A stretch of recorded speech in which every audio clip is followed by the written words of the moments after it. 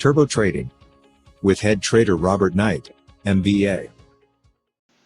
So this is a discussion on the special rebalancing of the NDX. It's to occur July 24th. The NDX is up 43% so far this year, something like that. But what has happened is that there's basically 7 stocks that make up the bulk of that move. Let's see, Microsoft, Apple, Nvidia, Amazon, Google, Meta, and I think Tesla.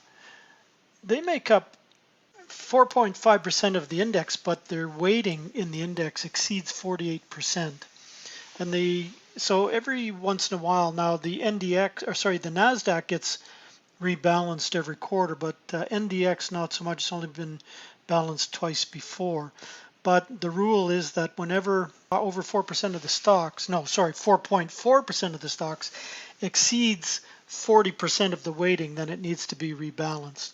So that's what has set this off.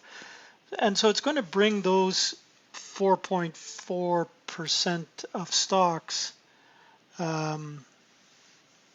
they'll drop their weighting, and the broader part of the index will get the balance. So we see here Apple currently is 12.1%, and it's going to drop to 11.5. Microsoft is 12.8%.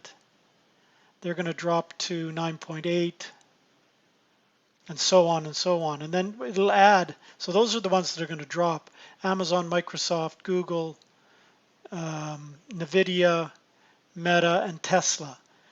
And so then the ones that'll be added on are the broader range: Broadcom, PepsiCo, Costco, Netflix, AMD, blah blah blah, Intuit, Starbucks. So what does it do though for the price of the index?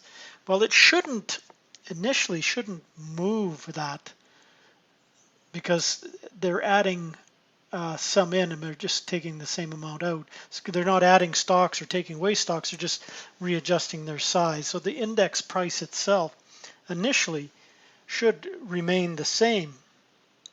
But what it will do is, because those 7 stocks have been so powerful, as we know. I mean, these stocks, look at the big, huge rising channels that they've been in. Netflix, Nvidia, Meta, Microsoft now trading at all-time highs. Meta's up right at all-time highs. Apple's all-time highs. So what that's going to do is it's going to affect the performance of this. So it probably not going to accelerate at the same kind of rate that it's been accelerating at, because those big stocks, the mega caps, have been driving this. So we'll probably see NDX slow down a bit. But if you look at the equal weight versus weighted index, it's only up, I think, 17% this year. So it'll give you actually a better maybe a better look at what the market is really doing versus these huge moves that it's had here. So what it means is that the yearly rate today of 43%, it's going to likely be lower when the smoke clears here. The Nasdaq, the equal weighted, is up 24% instead of 43.